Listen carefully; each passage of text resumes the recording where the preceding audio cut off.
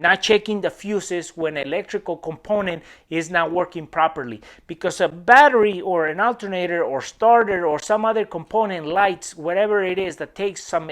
electrical power from the battery and it's not working properly.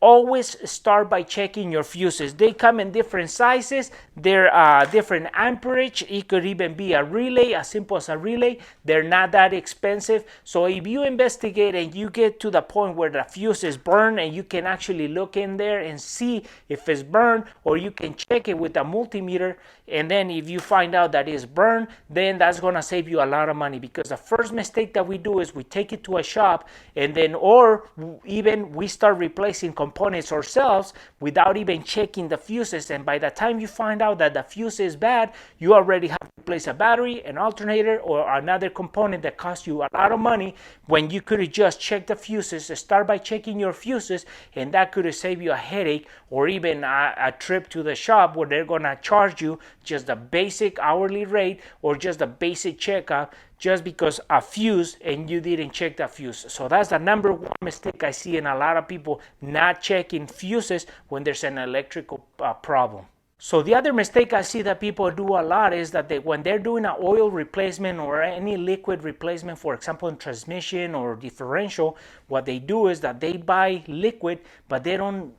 go by what the manufacturer recommends, because sometimes a motor is taking 530 and people start adding 2050, and the 2050 is too thick for that engine. So if you're adding the wrong liquid in there, even just because it's synthetic, it doesn't mean that it's going to be good. It's going to create a problem or lubrication in the future. So you want to verify what liquid or what oil is recommended for your manufacturer engine, and then you want to verify how much it takes, because if you just add too little, it's going to create problems. If you add too much, it can create also problems. So next time when you're doing an oil replacement, especially in sealed transmissions, you want to make sure that you buy the oil recommended for a manufacturer, because once you take that oil, you don't know how much it needs, because it doesn't have a dipstick. So you want to make sure that you buy the right amount of oil and you add the right amount of oil to that transmission,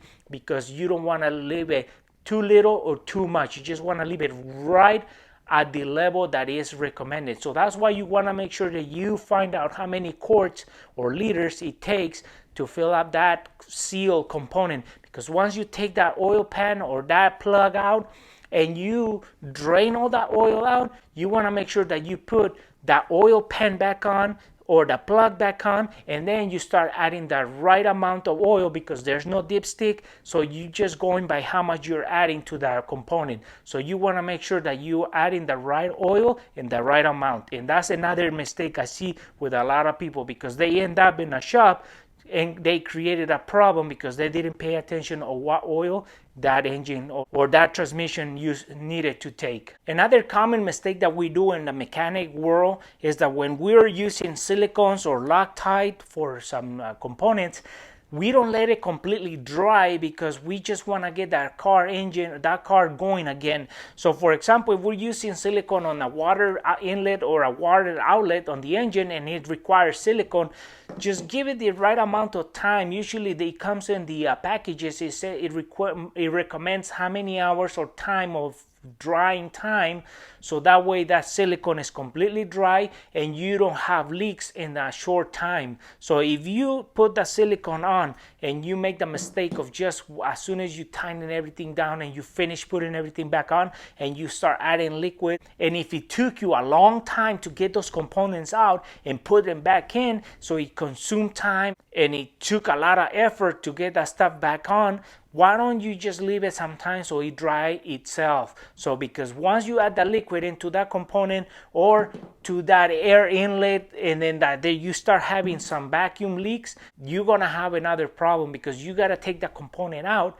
and redo the silicone and put it back on, because the first time it didn't work right. So if you add the silicone next time, make sure you give it enough time so it dries and it makes a good seal, so by the time you get the car going in the road, you're not going to have a leak on that component. So that's going to save you money, time, and headaches. So that's a common mistake we make with silicones. We don't give it enough time to dry once we put them on the engine. Another very common mistake that we do when we're working on components is that when we're taking something rusty off, for example a nut or a bolt, is that we don't add any lubricant or penetrant to the component, so we start making the friction go on in itself, so it gets to the point where you weaken that bolt or nut, and you're gonna strip it or you're gonna break it because that bolt and nut are jamming itself, and it end up seized up because you didn't add any lubricant or penetrant. There's a lot of products out there that you can use, but we just want to give you the idea that that's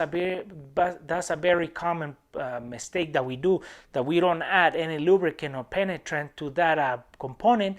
and then when we start taking it off, you end up creating a problem to yourself. And sometimes those components, those studs, they're just,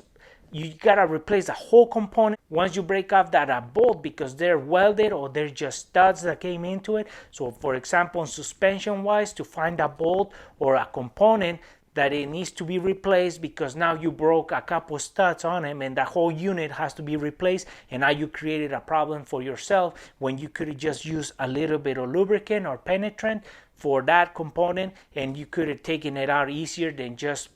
by trying to do it by itself. So next time when you're working on something that is rusty and you got bolts and nuts in there, use some lubricant to let it soak itself, and that way it makes it easier for yourself to take all those bolts and nuts off, and that way you don't end up breaking any of those components. Another mistake that we make when we're putting bolts and nuts into tight spaces or on a really tough areas where we take some time just to set it and give it 2 threads, and it took you a long time to get that nut or bolt in there, and you just want to get it right in there, and then you get your tool that you're gonna use to get it in there, and then press that trigger, and guess what? You did not verify that that tool was in the right rotation when you press that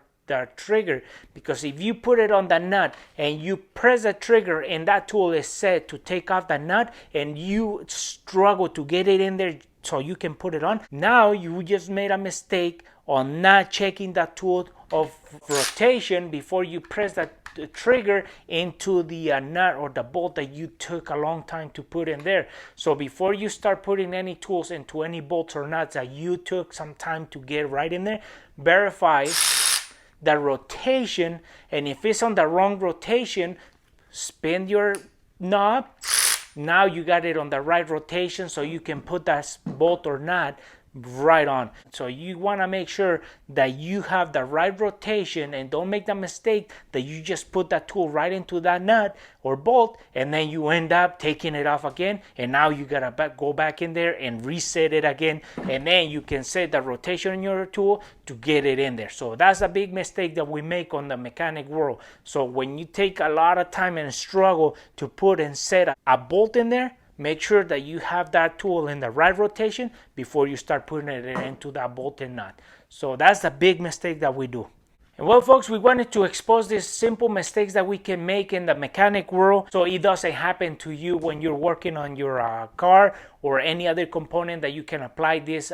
that you can avoid these mistakes. So it's a simple mistakes, and there's nothing like you learn going through them, and why not exposing this info so you don't go through them as well, so you can learn ahead, and then you can make your job more efficient and quicker. So for those folks who are watching our video haven't subscribed, please subscribe. If you like our video, give us thumbs up, share it, and we'll see you soon with more videos here en el canal El Chano Jose.